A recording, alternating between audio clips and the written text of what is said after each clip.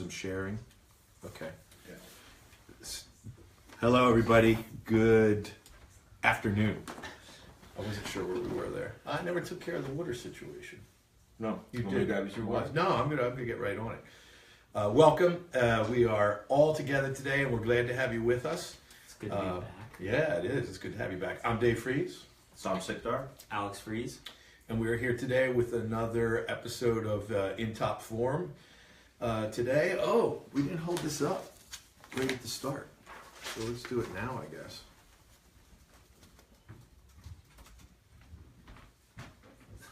Sure, that's fine. So this is what we're up to. Digital versus analog, real versus fake, and the question of what feels best. There is a right answer, right? So we're going to talk about a little bit about that technique. Don't know what you just did to me. But it felt weird, bordering on creepy. There's a lot going on in the title, and there's a lot going on with the topic. I started down this particular rabbit hole, just so you guys know, we've talked a little bit about this, with the question of, somebody asked me, why do you take notes? And I've shared on a prior episode, and we could have put a link into it. Let me put that. Oh, Steve Richardson, when I told him that the links for last week would go up when you came back, said, what, you have a link man? Well, you did say the link guy is going to come back today. Yeah. You didn't say it was me. But then I did ask Steve, why? He sounded alarmed for us. And I asked, why? Do you make a lot of money posting your own links? So there's something in there to think about. He said he is a do-it-yourself kind of guy. Yeah, and that could be a constraint on advancement. And that's not a shot at Steve. That's a very common I did put the links problem up for him. Ooh, so nice. he can get more out of what he's doing. Good. That's excellent. Excellent. So in a way, you're sort of his link man too. Yeah. Yeah, let's think about that. But we started down this rabbit hole because people kept asking me why I doggedly avoid the computer, because I'm a pretty, Alex would dispute this, but I'm a pretty tech savvy person. Right. And I used to code in what is now a ancient, Can language. you call punch cards coding?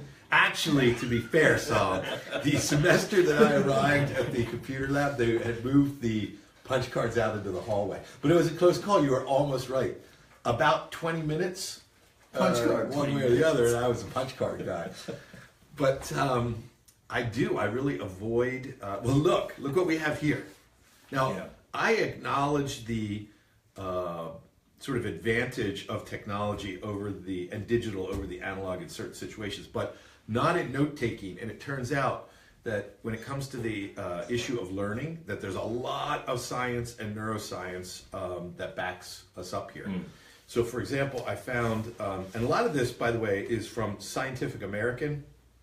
We'll put the links up. Which is sort of giving, these are good articles because they give you an overview of the neuroscience on this issue. But it's pretty clear, it's overwhelmingly clear science that note-taking gives you better recall, gives you a more creative result usually. There's a lot of ways that which you could measure this over digital. So I wanted to explore a little bit today about why that might be.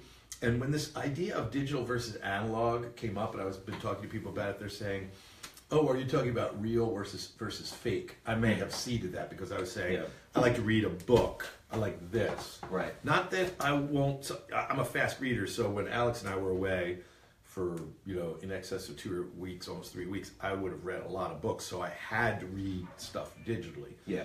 Harder to take notes for me. I'm terrible at proofreading on the screen. So I like this. I like a newspaper. I like a magazine.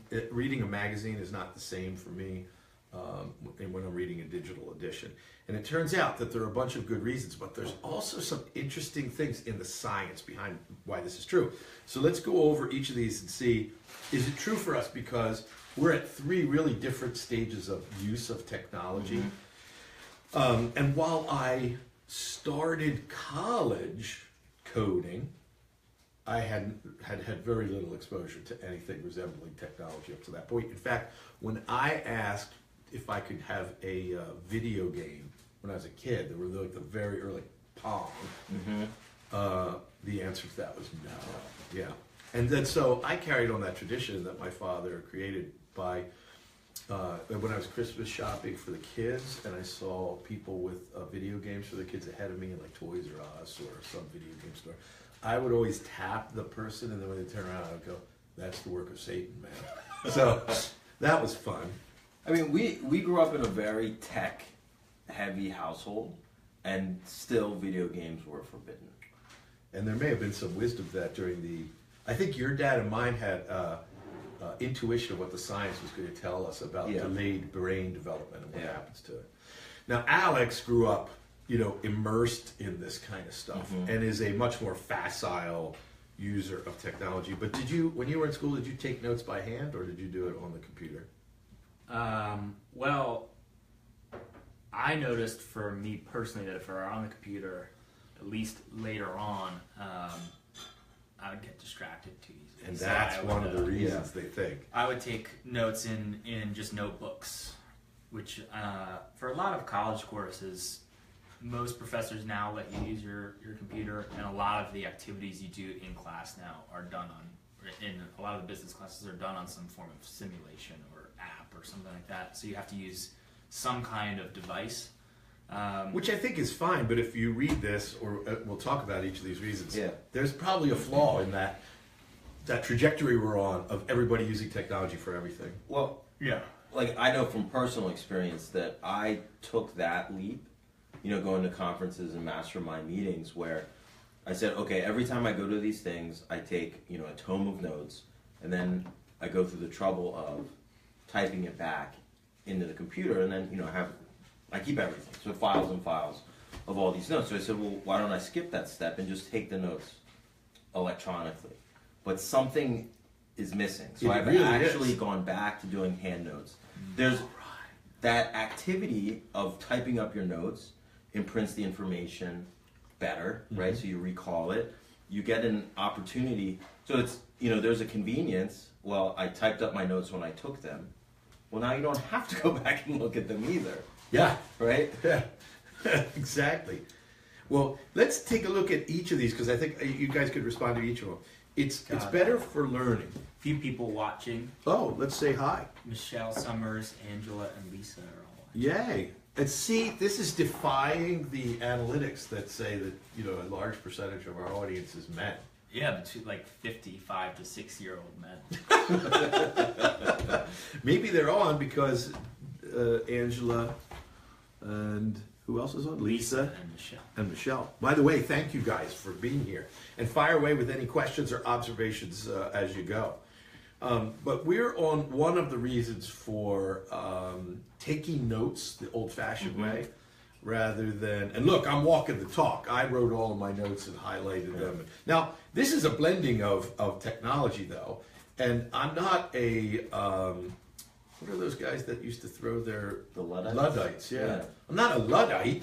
I did some pretty advanced searching here to find all the articles for today's show, and then I printed a bunch of this stuff out, and I sorted it and edited it, all using technology to make it easier. But then ultimately, when we get down to the end, I did something that involved like a tactile use of a pen. Right. And that appears to be one of the things that seems to matter.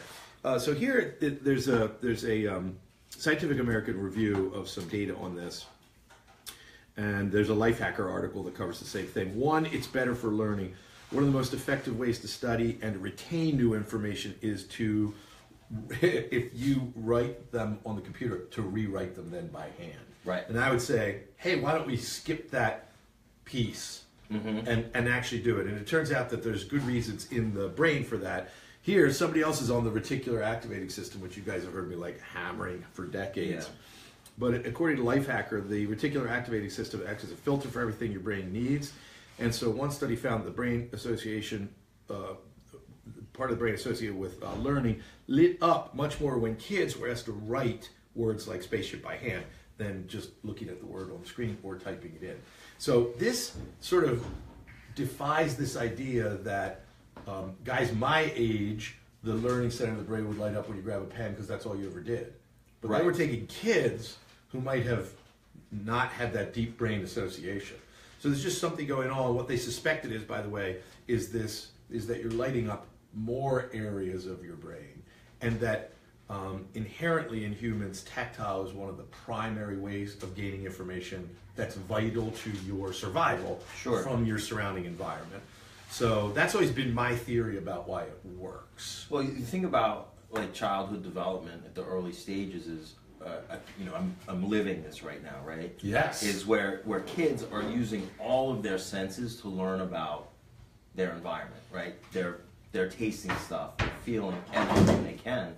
We saw a little kid try to learn about electricity when we were in Thailand, but that's not a story. I did the same. That's why I'm an electrical engineer now.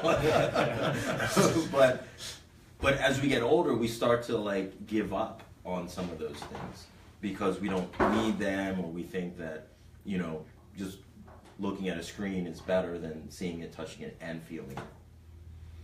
So apparently, it's just built into us that if the most important part of protecting ourselves in the environment is coming from tactile information, that just seems to trigger it. So there's scientific evidence that you're actually taking the information in a better, more effective way.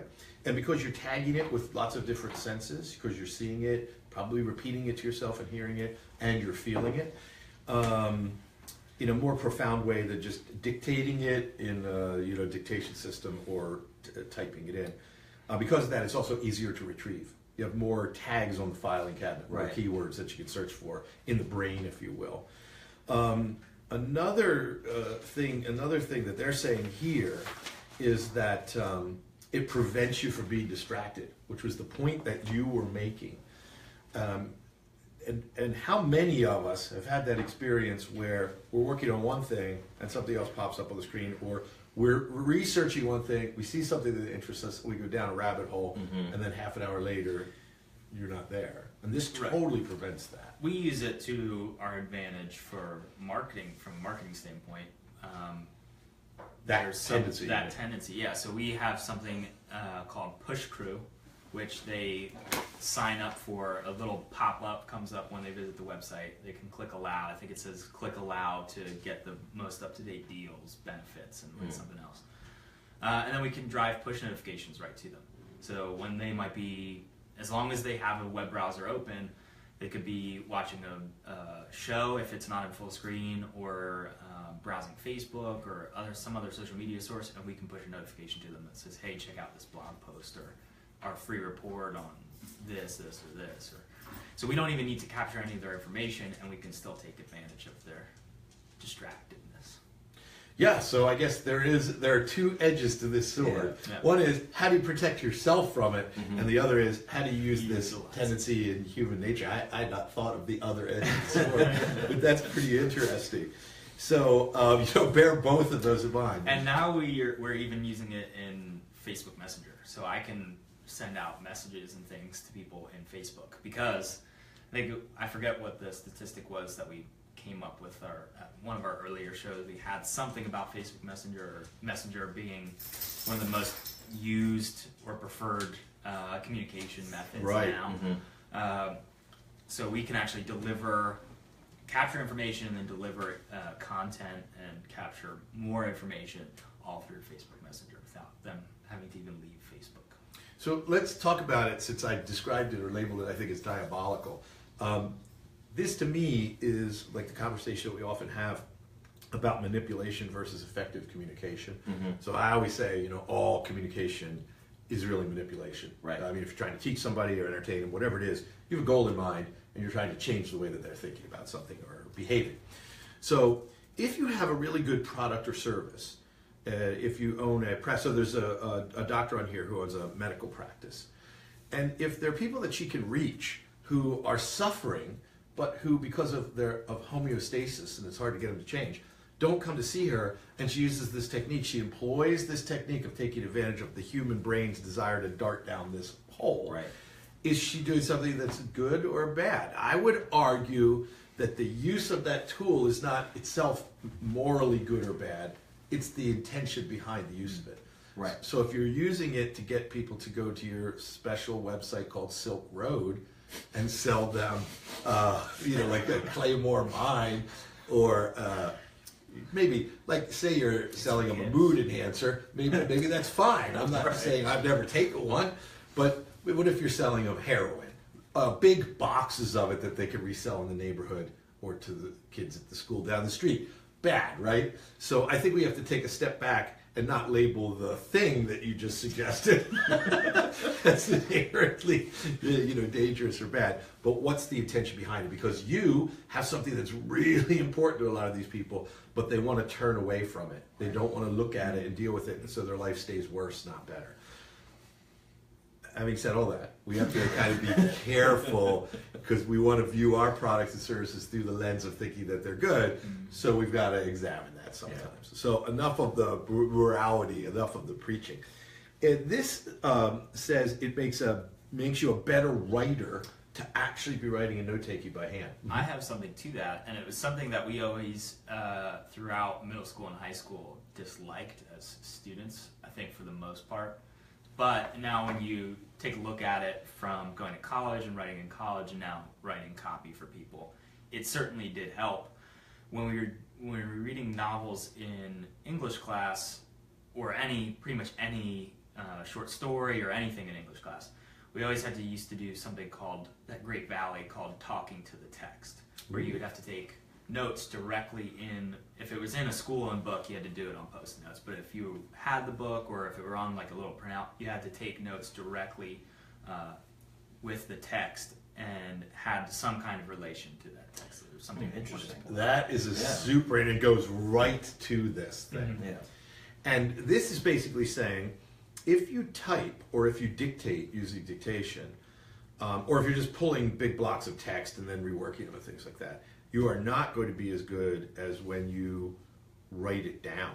And I think this is across a gradation. Like a typewriter still takes more force and effort and thought, because when you're at word processing, you start throwing everything out there and editing later. This comes under the more is better use of technology. Mm-hmm. We get more research. Sure, that's probably good, but we could get so much that we can't review it. So for example, I was researching something for a speech I'm giving in California to a bunch of lawyers and financial planners.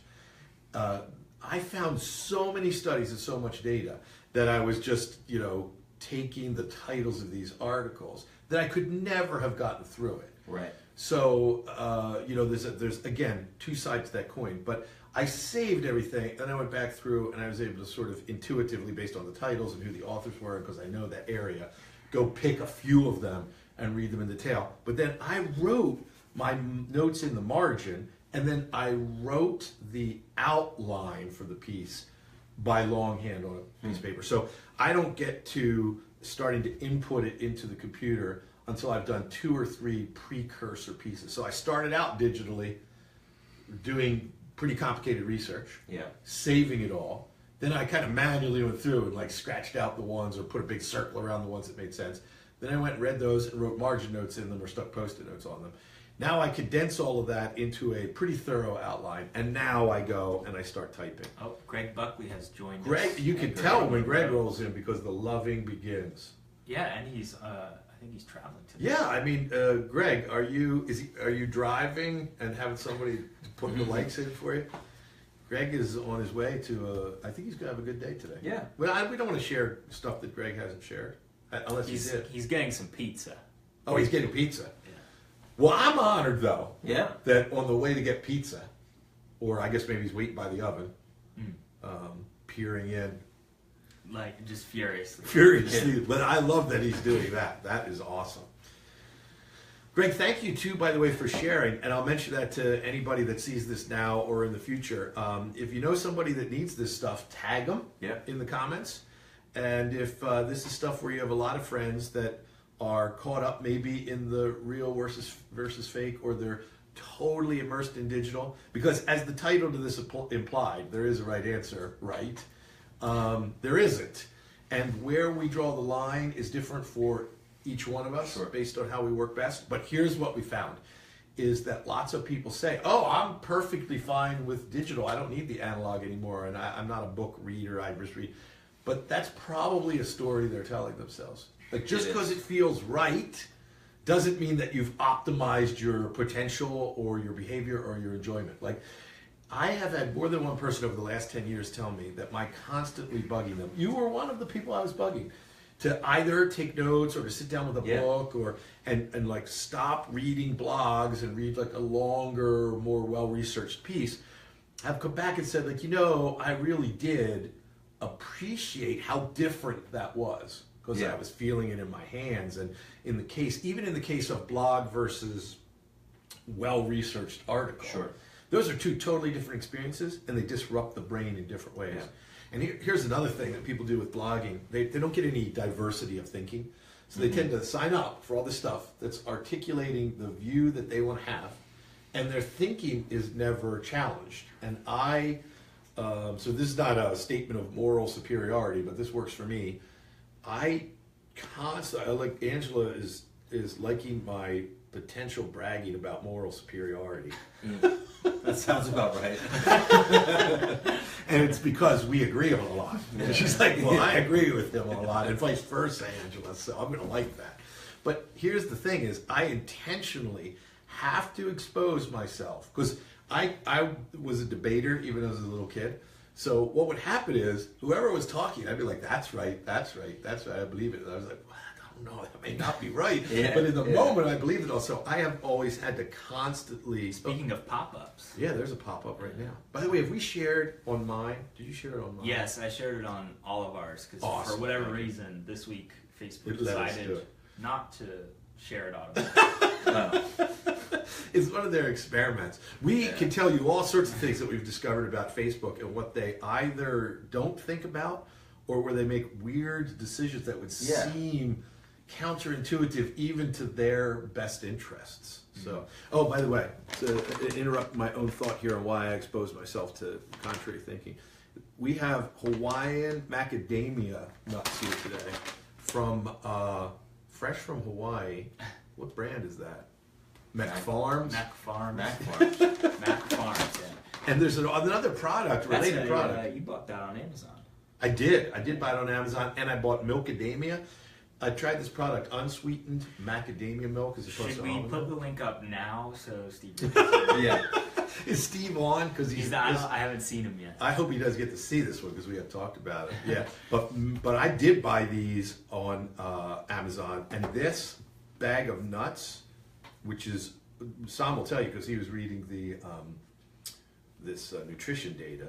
This is some good stuff for you. It's very good. If you want to be on a lower carb, high fat diet. Correct. You wouldn't mix this with your donut morning. No. That would be a bad thing, because what are we looking at here? Total fat 24 grams in a serving, which of 230 calories. That's astonishing.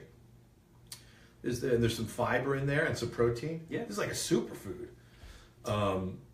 So we put this up instead of the Fritos this week, just to let you know what we usually have a healthier bent to the diet. So back to my process of exposing myself to contrary thinking. I do find sometimes I get mad at it. I do find sometimes I dismiss it and say that can't be right. I do find sometimes it convinces me that I'm wrong, and I change my mind. And I do find sometimes that there is truth to that and truth to what I was saying, and I have to try to reconcile those. It's all pretty healthy, except for the anger part, but we're going to have a separate show on why anger is the driver of true success. That's one of our... We have, by the way, this isn't going away. We're still fooling around with formats, dates, and times, and technology, but we've got some really good shows for you, and we've planned them out, I think, like 6 months now. Yeah, because I got a couple more. Nice. There's also a coffee show coming. Coffee show. The anger show is going to be excellent. We should not mix That's the anger something you'll show. have a lot of expertise in.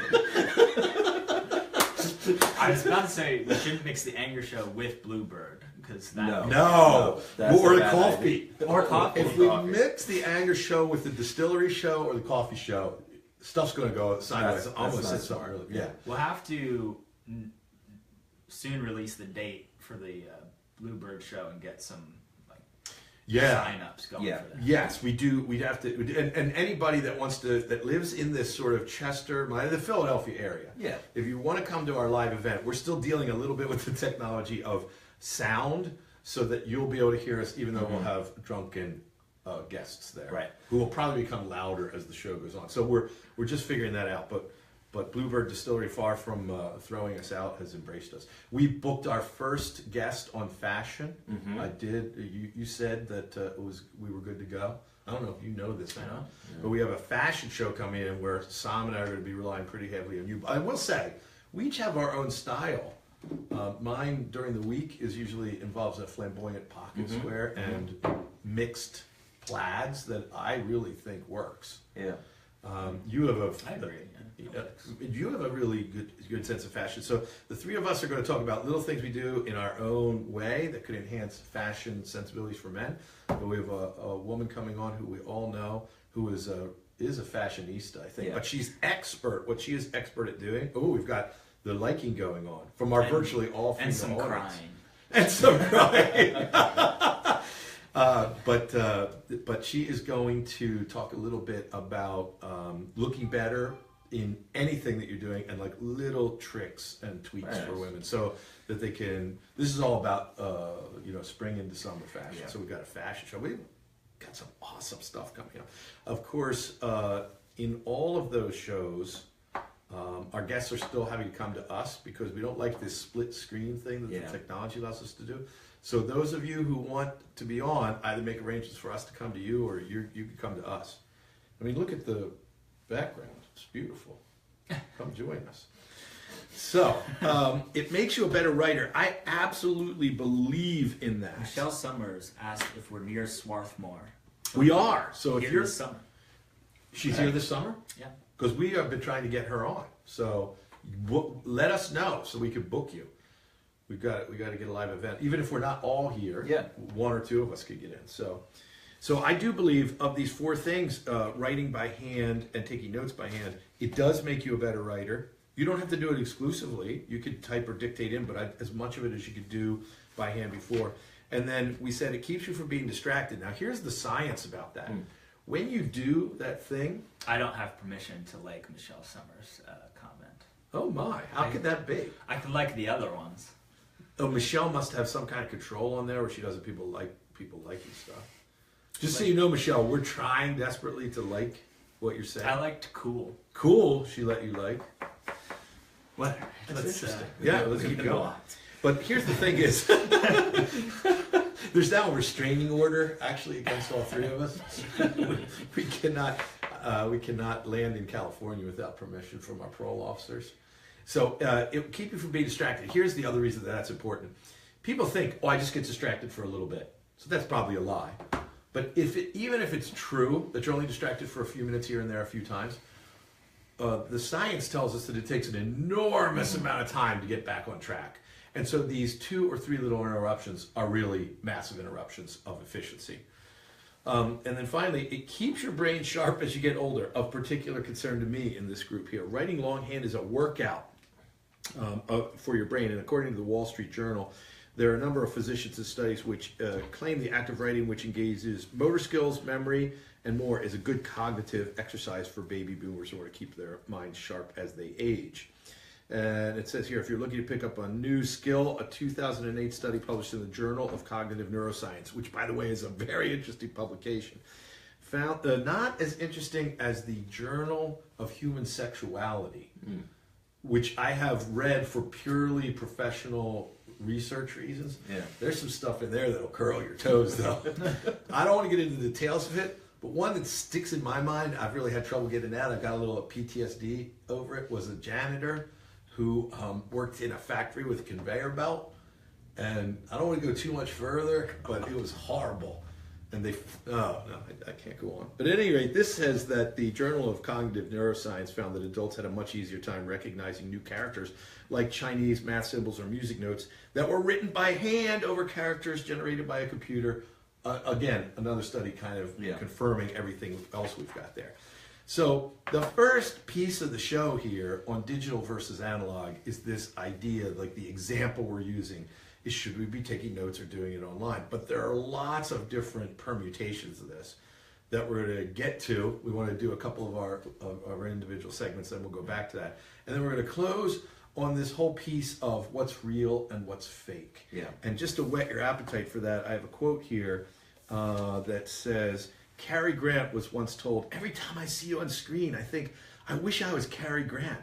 And Cary Grant replied, "That's just what I think," which is kind of interesting. And then we're going to come back and talk about F for Fake, an old Orson Welles documentary, which if you haven't seen it is fantastic. You should. Okay, so we each, as you know, we each have segments on some different things. Sam, I'm not leaping. I'm gonna do this after yours. But look what I did a second time in a row. Sam, $3. $3. I appreciate it. I had 27 as the peak once, and you said that was a little bit Too overload many, for everybody. And two of these are here kind of for the same reason, and one of them we covered on a prior show, but they're worth revisiting. Yeah. So I'm going to get to those. Just wanted to get a little plug in there for how more is not necessarily better. Yeah. So you have a little bit for us again on fitness today, fitness and nutrition, I think. Yes. Just a quick little tip or hack. So people are always asking me or my colleagues what protein they should get, and protein is protein, right? So we think, but it's not always best to shop on price because you might not necessarily be getting as much as you want. And typically we're using a protein powder to supplement, to make sure that we're getting extra protein during the day or to replace meals. So, and why? Just to take one step back on that. Sure. What's the science tell us about why we should be doing that? So most of us are probably not getting enough protein as it is. For a long time, and I still think they are, the recommendation, like the United States Department of Health recommendation, was something like 50% carbohydrates in your diet. I'm surprised they didn't just go with just pure sugar. Yeah, Because that would have been. and it turns out that's not really good for you in terms of body composition and hormonally too. So we want to have more fat and more protein. I blame the government for my current condition. I blame the government for most things. So.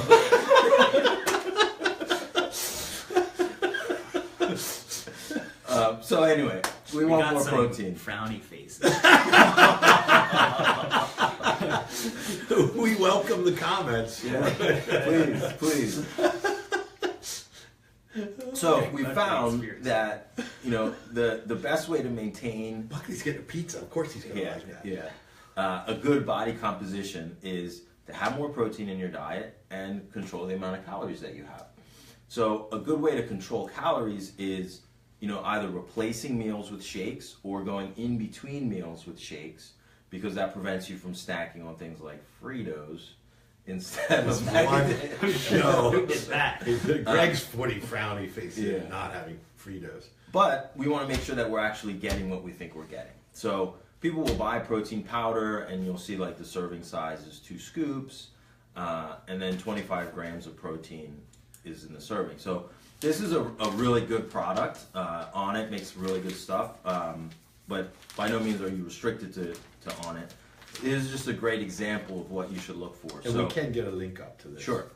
The serving size of 1 scoop is 29 grams. So literally the size of the scoop has a 29 gram, for lack of a better word, volume. And a lot of them would have 2 scoops of Right. this volume to get you to 25 grams if you were lucky. Exactly. So in 29 grams of material, you're getting 25 grams of actual protein, which means there isn't a lot of other stuff in there, which could you be said sawdust. could be sawdust or some other filler, which is not stuff you want. Shavings from a pharmaceutical company's floor. Yeah, talcum Sweepings. powder. Ajax. Exactly. Loving Laundry of detergent. that. So this product has something like 85% protein per serving. Mm-hmm. That's what you're looking for. And you'll find other brand name stuff where you're falling down to like 50% protein per serving. So what else is in there? It could be nutritional stuff in the sense, not good nutrition, but it could be carbohydrates, sweeteners, artificial sweeteners. Cellulose, I don't know what that But is. that's I the see other that in thing. there, yeah. Then there are Which I just think is salt, like sawdust, really. yeah, Yes. it's stuff that you can't digest, just to give the shake some volume, so you feel more satisfied. But ultimately, that's counterproductive, and you're paying for powder that you're not using.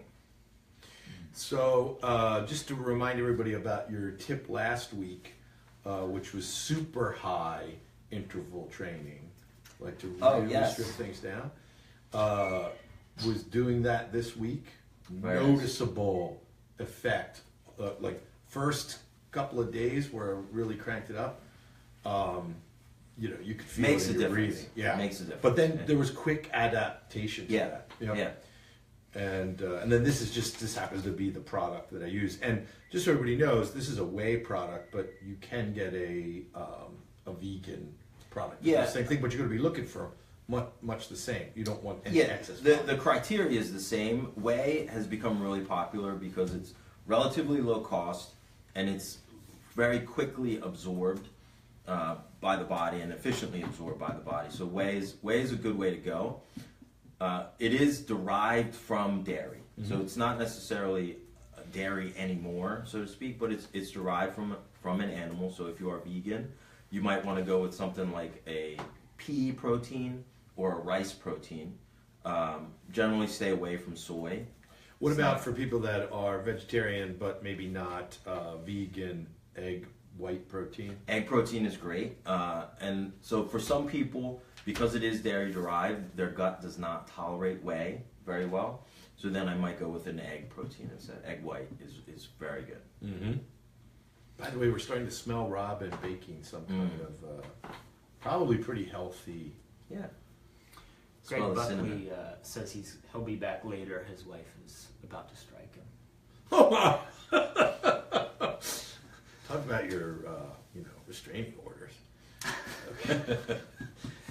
All right, so this is fantastic. And what can we combine the tip from last week with this week? And so I just want to ask about timing, because I asked you last week sort of order of weight of lifting. Oh, yeah. Versus how about, am I having this protein, which I'll admit to you I cannot have before I work out? Correct. Or am I having this after I work out? So this whey protein you should be taking after you work out. So last week we talked about this kind of framework of doing a very short but intense workout. Your total time of working out might be something like 12 to 20 minutes. Mm-hmm.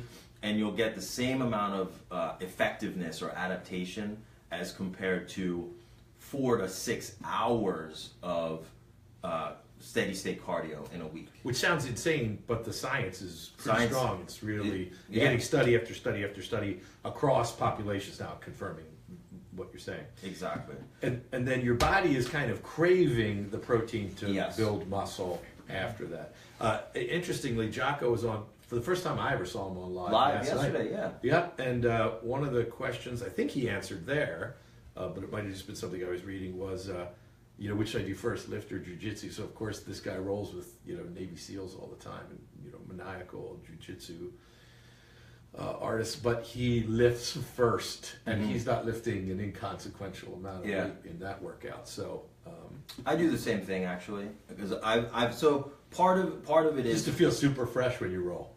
well, because when I roll pretty hard, so then I won't have the physical or mental energy to lift after. Right. You're So done. that's probably more on the mental side actually, for me at least. So you find those things like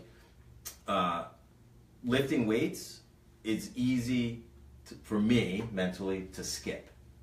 So if I don't get that done first, then like I'm not going to miss jiu-jitsu class, right?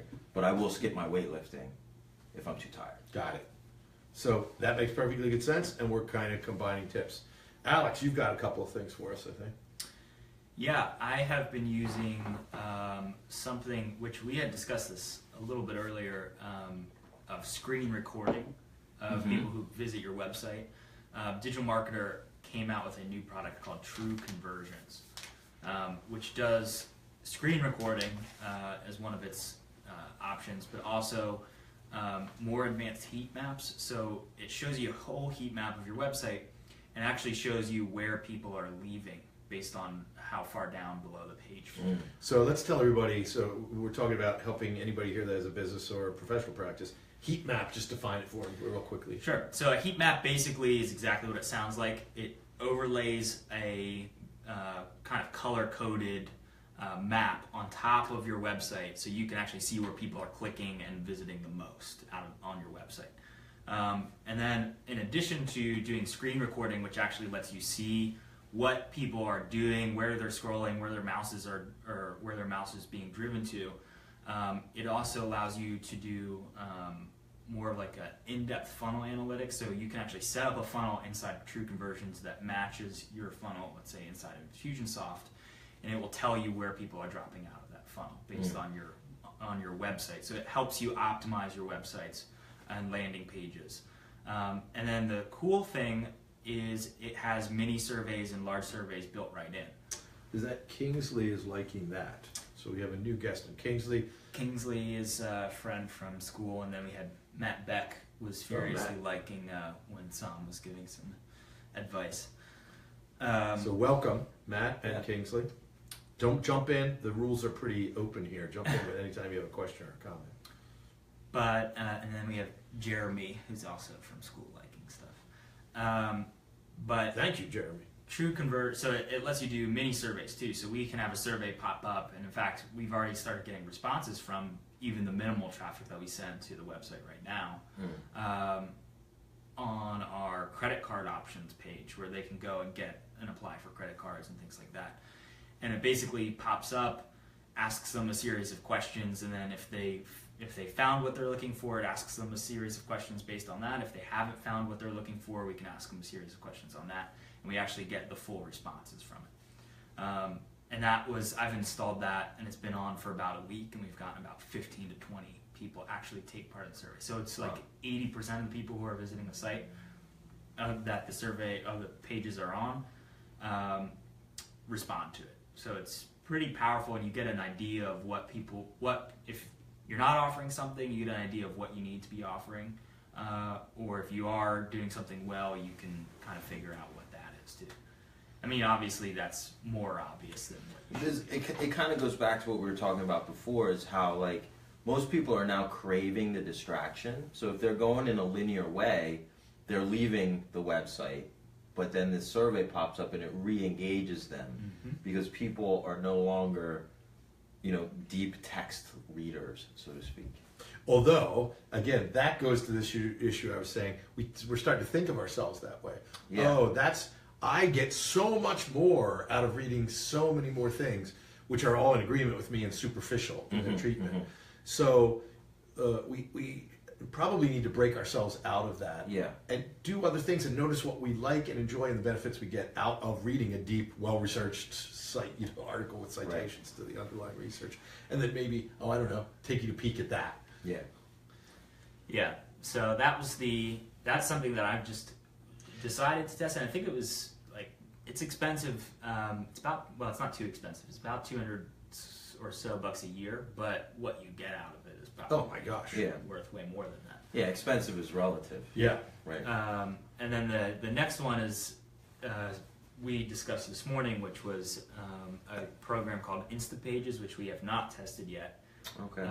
But we are about to, we don't have to test that out of necessity, but we got to get rid of our existing product that does this.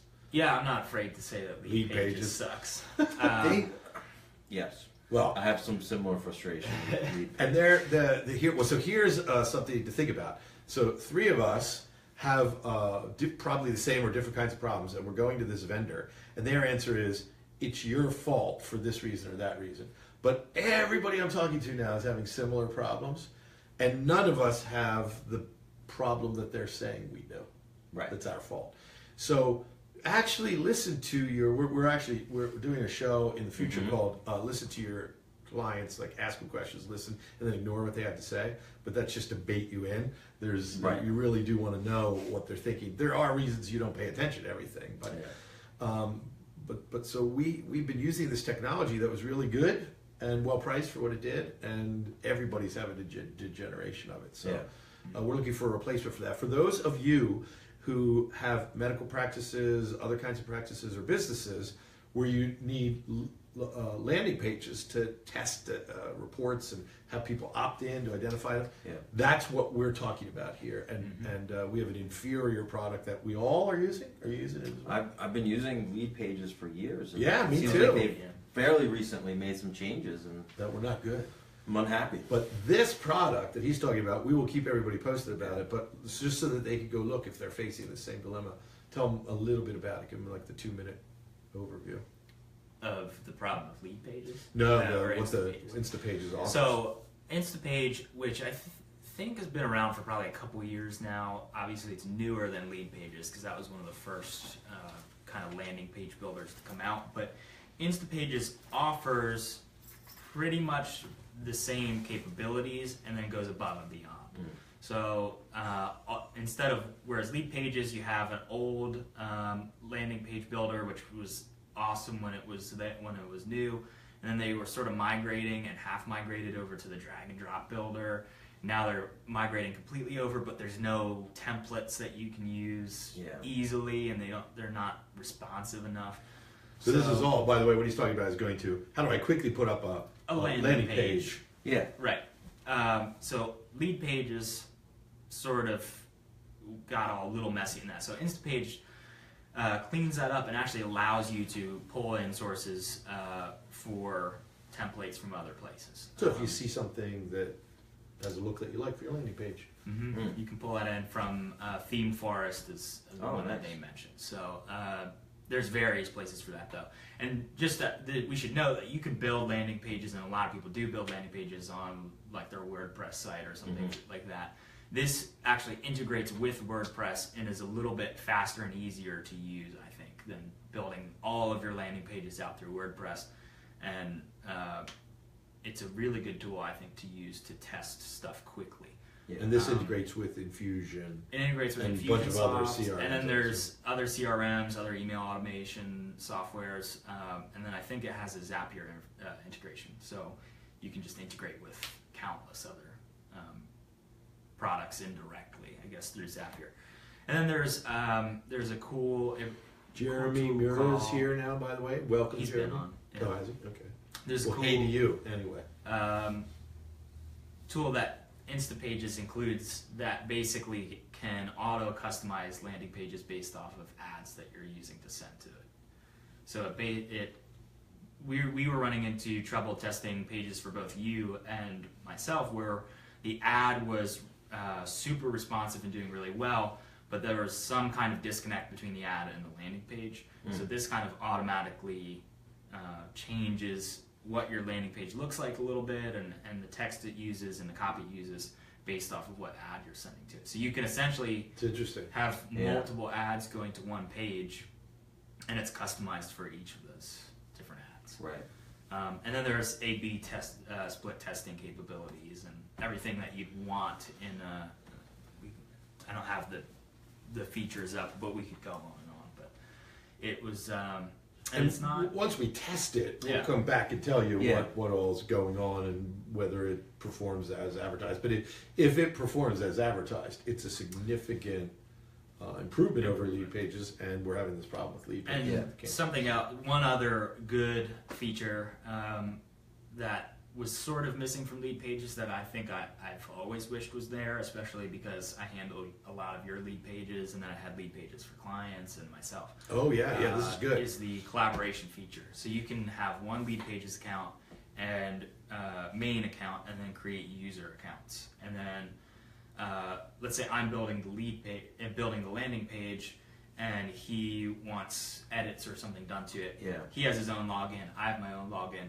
He can just go in and press on like a feature of the page or something of the page that he wants changed or edited in some way, and make that note, and then I can just go in and see that note. It sends me an email saying you've created an edit, and I can just go in and edit it. And this is awesome for you too, because if you're running as part of the consulting that you're doing, kind of an agency function where you are either working on somebody's site, or your employees or your subcontractors working on the site, all my lead pages stuff, or in this case, what's the name of this new product?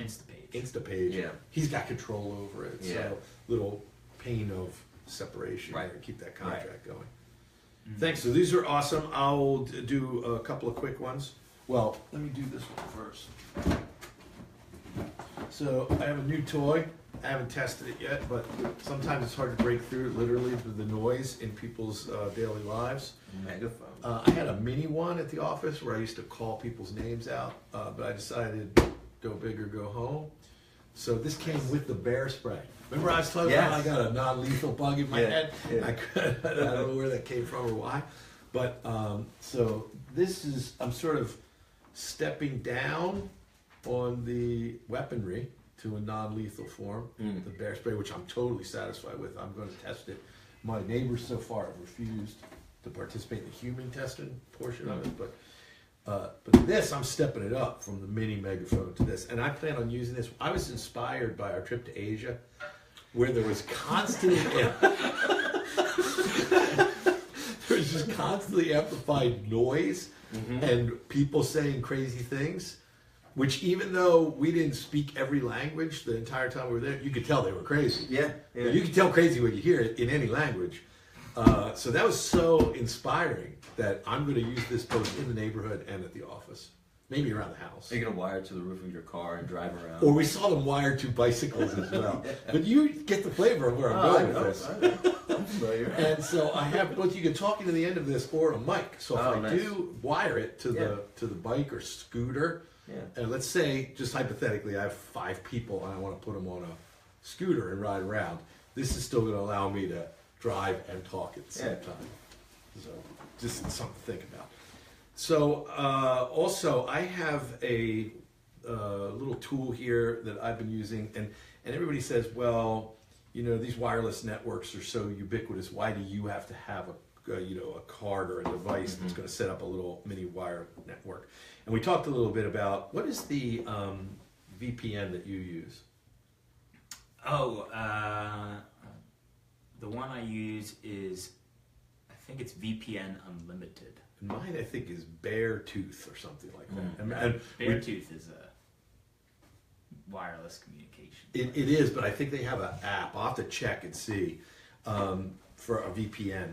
But I did check after we talked, and this is this particular VPN, and I will get Steve Richardson the link to it.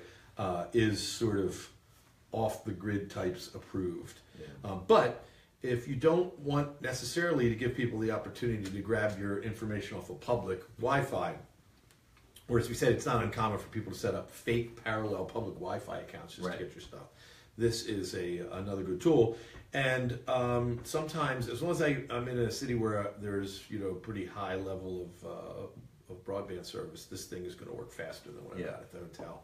So depending on what you're up to too, that could be useful. So for Verizon, I think this adds like $5 or $10 a month to the account that I have, and it just uses the data on the plan. But a particularly useful tool one I use all the time. So I heard Dan Kennedy say something the other day, which is somebody was asking him, how is this course that you're trying to get me to buy different from the book that you wrote on this very same thing? So in that particular case, it was a sales course. And he said something that was fascinating to me, and I went back and looked at a couple of these books that he prolifically writes either on his own or with co-authors. And he said, well, look, it's not that you can't take the information in these books and use them. You can. But these books are, and he said this is the inside baseball on this, these are long sales letters to do 2 things. He didn't say the second one, I'm going to say it. The first one was to get you thinking about these things in a new way and to adopt the idea he's propounding and to go out and get more information and then implement it. Right. The second thing I think it does is, notice the first part assumes you're going to go get more information. Right. And he wants that information to be from him because he's built a lot of credibility. But it struck me, I went back and read both of these books again and said, I'll be darned! Brilliant strategy for everybody. Like, if you've listened or watched through a few of these, you got a few hours into this one alone, I mean, I think we try to provide 4 or 5 of these in an hour each week, where you pick one and do it. It's going to get you an amazing multiplier as far as the benefit goes for the time you've expended. But look, start making your books, your infographics, your blog articles, your podcasts, your live casts, start to make them a effectively long form sales letter for the ideas that you have in there, and for the notion that when you've established yourself as a real authority on that people will then come to you. Which reminds me, we have a Go Bag show coming up, and I've got some crazy stuff for the Go Bags. But we have a new sponsor, right? Are we going to give away some high-tech flashlights or something like that. Is that coming up? We could do a giveaway for that. We could do a giveaway. Yeah. All right, They haven't, so sponsored us. I just got those for free because they messed some stuff up. but they may be a sponsor. No, these possible sponsor was the sunglasses and stuff. Oh, okay. But So I don't want to talk about that either. not yet. We're not ready for that. Not ready. We're still. We need you to share this more and tell people you like it. We're getting close. We're getting close though. But this definitely, you want to do this. Start writing the stuff to be an advocate for people doing the thing that's going to improve their life. That's in there. And Sam, you and I have talked about this, so that's really one. I've got 2 books here. The point is not that you should read The Guide to Maximum Referrals and Customer Retention, although for many people watching, that would be good. And the point is not to get you to read No BS Guide to Direct Social Media Marketing. The titles of these are wild. The Ultimate No Holds Barred Guide to Producing Measurable, Monetizable Results with Social Media Marketing. The point is that these books are a brilliant example of what I was just talking about, which is a long-form sales letter to get people to do what you're saying in there. And then part of what you're doing and saying that they should do is go get lots more detailed training and information on that, which you're then going to provide. But I have a book that I'm going to recommend, and we will put a link up for this, 7 Strategies of Hand-to-Hand Combat. I think it's still in print. It's Ernest Emerson. And Sam and I did a whole show, which I'll refer you back to. Alex must have been traveling. But the strategies of hand-to-hand combat that are set out in this book could be the strategies for accomplishing anything. This happens to be how do you protect your life in a life-threatening situation. But if you just ask yourself, how would I use these strategies in this marketing campaign? How would I use these strategies to make my life better? How would I use these strategies to create a higher level of fitness or strength? You will get an amazing result. I think we're going to revisit this. We've got a couple warriors circling around in the family here now, and I think we're going to get them back in and go over strategies of war and hand-to-hand combat as it would apply. And this brings us to the fact that, have you seen the new video that Alex did for Business Black Ops? No. So for all of you who are watching this and who are interested in training with us and with some really amazing business owners and professionals, we do an event called Business Black Ops, where we traditionally have brought in people and had our own speakers who have experience in the military, clandestine service, interrogation, negotiation, and how do they apply those skills. And so Sam teaches our close quarters combat, which is kind of a metaphor, and we've had all manner of training, shooting training. Last year we were lucky to have Jocko train us and teach us lessons that special forces operators use in business. So this year it will be the 5th, 6th, and 7th of October in Tempe, Arizona, and the site is up. I think it's 3 days to success. And so anybody that watches this, you could jump on and get that pricing, which is the best pricing we have, which is 3 solid days. We provide food and all kinds of excitement for you. 3 solid days of really, really powerful stuff. And we have 5 people registered already. Yeah. Went up yesterday, so. Does not surprise me. Yeah, so, there it is. Was it 3 days to success? Mm-hmm. Is that where it is? On the link. Yeah, and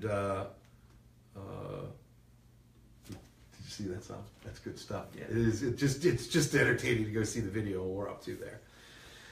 Okay, so let's just talk really quickly about this whole idea of fake versus real, and then I want to talk very quickly about this, which says digital versus analog, real versus fake, and what feels best, because remember, what's been feeling best to you and what you think is best may be a story you're telling yourself. And it says there is a right answer, right? And here's what that's called. That's called a tag question. So when you're telling people something and you want to know, are they accepting it or rejecting it? You want them to examine that themselves. Right. Having a tag question is a really good idea. That's the best answer, isn't it? So start experimenting with tag questions a little bit in your headlines, in your copy, and as you're communicating with people, because they're going to tell you in response to that tag question whether you've really won them over yet or not. It's very powerful stuff. So F is for fake, is Orson Welles' documentary on art forgery and what's real. Because this whole idea of what's real, is a magazine real and the digital thing not real? That's a little bit, it gets you thinking about something that's important though. And the reason that this was so interesting is that this is a documentary about a guy by the name of Elmer DeHory. He was so good at forging the masters that art dealers the world over sold his paintings for millions of dollars, and they'd end up in museums where people appreciated them like the masters. So the question became, well, like, is it fake if he's so good at imitating a master style? Like, he would do paintings that were in the style of a master that were so close that people thought that the master had done this particular painting. But it had come out of Elmer DeHory's head. Yeah. And so where's the line there between real and fake? And the other observation I liked here is F is for Fake called into question the nature of genius if his forgeries were good enough to pass off as Picasso's or Modigliani's work, or even hang under museums. Under the assumption that they work of these masters, wouldn't his genius be of equal to theirs? Right. And, just really interesting concept to start thinking about. So that's our last recommendation for you. If you've never seen it before, look at F is for Fake, because it's going to get you to sort of begin to question your assumptions about some of what is real and some of what is fake, and get you to think about, hopefully this show has gotten you thinking about what is really best. Yeah. And the answer is going to be different for everybody, but what's likely is the thing we've been relying on, if we've been tilting too much to analog, maybe we're missing out on some of the speed of delivery of digital research, because now we can start to see data coming out of studies before the interpretation of the data gets done. Right. And that could be very interesting.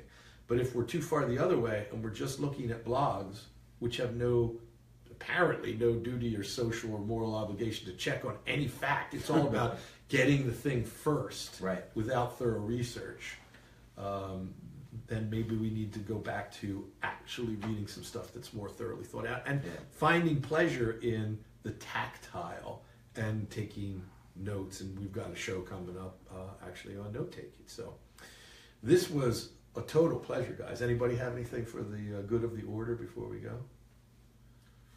I'm good. I'd just like to say Davos, Bohemia Grove. Just throw some stuff out there for the conspiracy theorists and Flat Earth. All right. We have not really, we had a little poke that bear. No, we haven't poked that bear. We had a little good positive experience. Hopefully somebody will share this with a conspiracy theorist friend of theirs. Oh, in that regard, then this will be the last one and I'll shut up. The news, the real or fake news, depending on your perspective, carried video from the space station which shows 6 objects move into its field of view, just an external camera on the space station, and then suddenly the feed was cut off by NASA. Oh no. Yeah, it was pretty interesting. So I'll bet it's up. I mean, Google 6 objects, space station, NASA feed cut off. All right. Very interesting. Yeah. So just another little thing out there for the conspiracy theorists. That's very specific, Google. Should only get you that one video. Yeah. All right, everybody. Really good spending time with you. Thank you. Thank you to everybody that was on. Hope you'll share this with anybody that needs it or tag them. And we really appreciate your liking and sharing and helping us out here. Take care. Oh, remember, any questions you have or suggestions for future topics, you let us know.